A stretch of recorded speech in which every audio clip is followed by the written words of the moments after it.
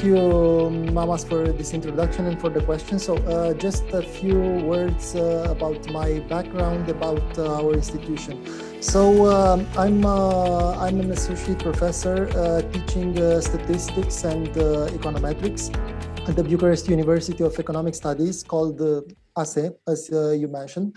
So our university is the most prestigious and the oldest university focused on economics and business in Romania. And it includes several schools. We call them faculties. One of them is the Bucharest Business School, which is a graduate school only, covering executive MBA programs, and we have partnerships with university from Canada and also with the university from France, and together we jointly provide two MBA programs, executive MBA programs. So basically we are very close to the business environment. Also, we have tailored education, executive education for our partners, and also open enrollment master classes for professionals or managers feeling that they need a boost in their career, or they need to focus or develop more a certain area of their work. Also, in the university, all other schools are focused on bachelor and master levels, and we also have a doctoral school. Basically, I would go to your second to the second part of your remark. This year we've moved online all our activity, since business and economics is one of the fields that allows for a very good interaction online, which would be to our advantage compared to our colleagues from medicine or from engineering, which suffered significantly more. Also for the executive classes, where we have a lower number of students in a group, more mature students.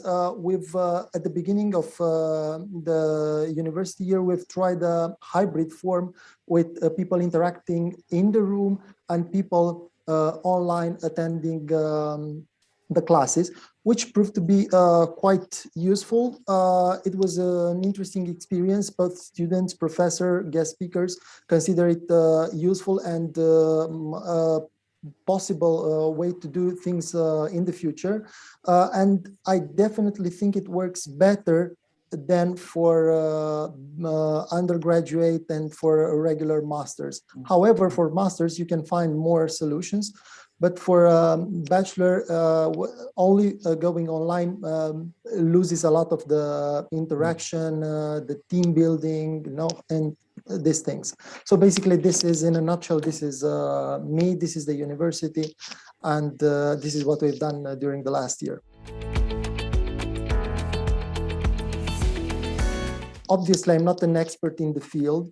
However, I would not make such a big difference between all the possibilities that you've mentioned. And yes, I consider and I see from the interaction with our students, our alumni, which are managing companies or are entrepreneurs managing their own companies, that leadership has become more and more important. Actually, it's critical nowadays because we're facing a situation when nothing looks normal anymore, and everybody's looking, trying to find something, a direction, some guiding, something, and then somebody that is a leader and comes with a solution and provides a solution, which actually we're talking about economics. We don't know if it's going to work or not, but somebody that is willing to provide a solution, to say that, okay, this is the way to move forward, this is the direction, has become critical. So right now, I think that leaders which tend to encourage others to propose solutions, to somehow participate in the decision-making process are important, but they also need to be doubled by somebody that is willing to make decisions. Because waiting for something else to happen or waiting to go back to normal, as a lot of people say, in my opinion, is not a solution anymore. So somebody that shows the direction, is willing to go in that direction, so to bring others with him, with her, is definitely something that has emerged more and more in this last 1 year or 6-7 months. So basically, leaders that make decisions and are willing to, okay, we do this no matter what happens, we can adjust, but we do this, are those that will definitely lead successful organizations in the next period. Okay, it's interesting. So what you're telling everybody is that, that being a leader, even in the pre-COVID world, there was a lot more about collaboration, and we were changing the word manager to coach, etc. But what you're saying is, don't forget the traditional foundations of what leadership is, and that people do need somebody to lead and guide, particularly through the last 18 months. And I want to think, we touched on it in your introduction in terms of learning, and I think we can correlate, MBA, whatever course that somebody's doing with the business world in terms of this hybrid style. And you kind of touched on it, but if you could just elaborate on it, because I hear people saying, everything's, we're managing, or we're kind of surviving, whatever the word is. But in terms of engagement and the ability to learn and brainstorm those spontaneous moments, how do you see leadership going forward from here? Is there a desire to get back to the old days? Yes, I would say that starting from what I mentioned earlier, that leaders need to make decisions. Leaders that make decisions and are able to convince the others to follow are what's needed nowadays, because there's a lot of uncertainty. People are afraid of what's going to happen, or hope that things will happen as they were. I'm pretty sure that things won't happen as they happened before. So somebody making decision is important. Then how about how leadership changes? This hybrid form. So this hybrid form of learning, and actually this hybrid form of working, which is going to become, in my opinion, the norm in a lot of domains. Actually, we're surveying each 3 months our alumni, asking them about their expectations about the evolution of Romanian economy, basically, in the business environment. And we also touch upon this, how do you see work in the future? And almost 90% of them see a hybrid form of work. So actually, collaboration, brainstorming, developing new ideas will have to adapt, will have to emerge in this new environment. Something that I've seen it as becoming more and more important lately, is that while you are in this hybrid form, you could say that, okay, I'm further away from the people that I used to be with each day, but I'm closer to a lot of people which I wouldn't have met, or I wouldn't have exchanged maybe a phone call over, let's say, 2 weeks or 1 month or even less. But now you're closer. You tend to discuss more, even with people that are not close to you, and also business relations. So in our program, we've started a lot of international experience working with executive MBA programs from India, Vietnam. Right now, they're trying to do inside of a course an international collaboration with some Vietnamese executive MBA students, ours from Romania, which is, it raised a lot of challenges, but also opens a lot of doors about brainstorming. So probably next week, they will also have, next month, they will also have a similar project with some colleagues from Canada. So which were also possible before, because the technology was here, but nobody took it seriously. It was like, how could you work and brainstorm and do something on Zoom? That's impossible. Nobody's going to do it.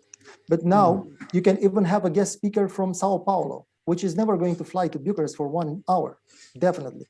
But in this way, we can do it. So leaders will need, sorry, Colin, just to finish, leaders will need to adapt and integrate this, a lot of this into their style. So a lot of diversity is started to happen and is going to happen. It's a very practical picture you paint there, and I understand that in terms of I guess the acceleration of getting used to doing exactly what we're doing right now on a Zoom call does bring that practical advantages of the engagement, let's call it, and connection with people wherever they are. And I hear a lot of companies now are having to work from anywhere concepts, so they're able to employ somebody in Târgu or in Timișoara with an office in Bucharest, from a practical sense. But just finally on this leadership thing, in terms of the digital acceleration, I guess, I think it has been, it's enabled companies to accelerate their digitalization of their organization. Are we in danger, though, Vasile, of losing that human element? We've got in Bucharest alone, we've got a business services industry with an average age of 26, 27 years old. And when you proudly see your postgraduates going out into the business world, they're like your children to you. I know they are, and they're going into this business world. Probably still need that sort of parenting, if you like. How, in terms of leadership, what would your message be there in terms of adopting the technology and balancing it with being that mentor, that coach, that guidance, and that proper leader to people? How do we manage that going forward? So adopting technology is definitely key, and it's very important for everybody's survival. When I'm saying everybody, I mean businesses, higher education institutions, even other education institutions for, let's say, high schools and even lower level. So accepting this digital transformation, and also for state institutions, has not become are we going to do it, but how fast are we going to do it? So this is the mindset. Now leaders need to be able to transform, to adapt their style, their expectations, their work way to this new technology. So you need to be able to manage and lead teams which are not in the same spot, so they don't see you daily there. They don't respond to how you maybe move. Maybe you even meet this type of situations. Your team members have never met in person. And in this situation, you need to somehow provide the leadership that I said that they will follow, but also make them aware that a lot of responsibility is with them. So they manage their schedule. They need to contribute to meeting objectives, reaching goals. So actually, right now, leaders need to provide a way, but also need to make organizations or teams work like a clock. So if something's not working, it's not, the entire team is not going to function. So if you are with everybody in an office, okay, you see somebody not doing, the others could take up, but now everybody's on their own somewhere in the world. They might not even, there are companies which now start to employ people across countries, across continents. And one other thing that also connects to leadership that I've seen to one of our alumni, they are thinking of closing their offices and renting or working or buying some properties around Romania and also across Europe. And actually, you as an employee, you can choose for 3 or 6 months where you would work from. But there you won't be alone. There's going to be some of your colleagues. So actually, you'll meet a lot of colleagues that you wouldn't have met before. And now the leader needs to make sure that this team works. So he needs to be exactly as you said. This is why I said at the beginning that I wouldn't make such a big distinction. He needs to be a leader. He needs to be a coach. He needs to be a friend. So the manager, the new leader, needs to show that he knows what he's doing, but he needs to be like a colleague always, because otherwise it won't function. I do have this personal hope that more people will eventually start to come back to the office. But the hybrid world, as you mentioned, is here to stay. I want to talk a little bit about education. Obviously, you talked just now about passing responsibility and ownership onto people is a good tip that you gave for leaders. You hold a great responsibility in yourself, where you're preparing and helping people get their academic studies to go into the big wide world. Now, 3 years ago, when you went from your MBA graduation or university graduation, you kind of went to the place of work and they said, okay, welcome, there's your desk. And things sort of started from there. Now, maybe that desk isn't there because it's in somebody's house in Brasov. In terms of a newcomer fresh from university, how do you see our leaders and businesses sort of thinking about that, how they accommodate somebody who hasn't had this experience of, I used to sit with Christina and then I didn't sit with Christina for a while and then I'm seeing her on Zoom every day. Oh, but maybe me and Christina will be sat next to each other again in 3 months' time. It's very confusing, as you touched on. What about with graduates? How are you preparing them, if ready to go into the big wide world of business? So according here, I would make a distinction between, exactly as you said, you were sitting in an office with Christina, I was sitting with my colleagues, and then we went online, and now we're probably going to go back to something hybrid. So it's the same with in education. We were meeting in class physically, then we went online, and probably we're going to meet in class physically and also keep part of the interaction online. But people who are coming new to the university and only seeing this way of working hybrid or only online, they don't compare it with the past.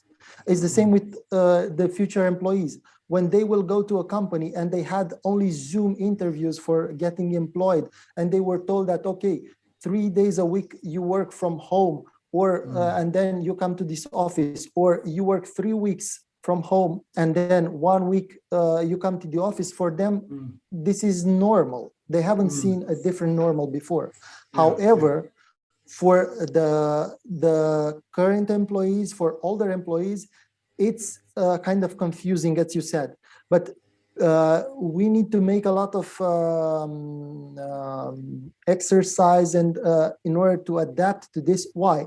Because companies and leaders who do not want to adapt to this situation will, I think maybe on the short, it won't be obvious, but on the medium and long run, they will lose a lot. Because people with this pandemic, they've seen that, okay, you can work from home, and if you need to do something, you don't spend that hour in traffic coming back. So at the end of the day, you can do something for yourself, for your family with that hour. And even though the next, let's say, a few weeks, a few months, when you go back to office, you feel, okay, I'm back to office, everything is okay. But then it will happen at a moment that you need that hour in the evening, and that won't be possible. And then you'll say, why isn't hybrid here anymore? Why isn't online possible? And companies which provide this will definitely be more attractive. Okay. You sound like a man that enjoys this hybrid world that we're in. Manas, if I may, I just want to come to you on this subject on the educational and the postgraduate subject, because I guess, like learning to drive, we say we don't really learn to drive until after we passed our driving test and we're out into the big wide world and on that highway, on the DM1 or whatever. And in terms of bringing graduates into Moore, and not just Moore Romania, I know in the UK you'd be looking at doing the same. Is it more challenging now? Because I guess in the past the graduate would come in and their on-the-job learning would be a lot easier within the office environment. How are you positioning yourself in terms of this? Certainly something new, Colin, for us. I mean, as Vasile mentioned, the new generations that will come in the university, and they will take this as a hygiene. They are getting used to it, and it's becoming in their DNA, and it will become a culture. For us, we need to do the steps that we have done, and we have talked about in several of our CEO talks. we need to have a mindset with agility, flexibility, in order to be able to function in the new reality. Certainly, nowadays we do a lot of interviews online and we do a lot of evaluation online. We have starting from this month a step ahead, and we accepted that we will continue on a hybrid level, working home and from office, and we have adjusted our infrastructure and our organization as such to allow this, taking into account and taking advantage of the technology that currently is allowed. As Vasile said, technology was there, we just need to use it. Technology will continue changing, and having in mind that the huge benefits that the 5G will offer, and you will have even a concert that takes place in, I don't know, in New York Times or somewhere, and with your virtual setup, you can be present there. Imagine doctors giving consulting to patients in the other side of the world. The same with education, and this way with elevate as well the level, because everything will become globalized in a virtual world as well. And then education and the education providers will also need to compete. Bucharest will need to compete with another city in I don't know which country in Europe or in the United States. These are the pros as well as the challenges of the new leaders in both business world as well as in the educational world that we'll need to take into account. Okay, it's interesting, a very positive answer, and coming back to you finally, Vasile, I think you painted a very positive, very practical approach going forward, which hopefully all the viewers will find sort of reassuring and give them that confidence. You mentioned about the disruption and people not quite sure. Well, hopefully your words have given people some good ideas. And finally, talking about good ideas, I wonder you could finish off if there was one tip or a piece of advice you would give to our listeners, our viewers, I should say, right now. What would that be? Thank you, Colin. So I would relate to what Mama said. So technology was there. We need to use it. And whenever over the history of humanity, new pieces of technology have emerged, they've somehow destroyed the closest border. You started to writing so you could communicate further. Then you had the possibility to use the phone. Then came the internet, and then the world became so the borders disappeared and the world became smaller and smaller. And with this technology that we're embracing right now, everybody's trying to learn and to use more and more.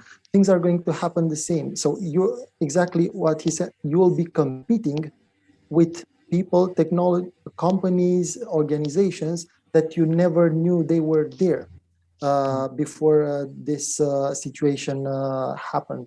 But also that bringing a lot of opportunities. You just need to be willing to listen, need to be willing to see, and need to be willing to think and not consider that this is not possible because was not done before. And each technology that emerged, each development that the humankind witnessed just made things better. There's very few in the history which have harmed the world, and basically it was based on human decision, not on the technology itself. So leaders should be willing to lead and not just focus on managing the situation. So basically, this is how I would advise everybody. Vasile, thank you very much. Indeed, technology is unbelievable. Is an unbelievable tool. As we speak now, in the organization which I am leading, I have colleagues which they are currently working, and they are located in India, in Cyprus, in Greece, in Romania, and Republic of Moldova. So you can understand exactly that time and space has become very, very, very small. So I would like to thank you once again, hopefully to see you in person very soon. You gave us an inside information about ASE and what you guys are doing there. And ladies and gentlemen, see you soon with another CEO Talks. Until then, keep safe. Thank you very much. Thank you for inviting. Ciao.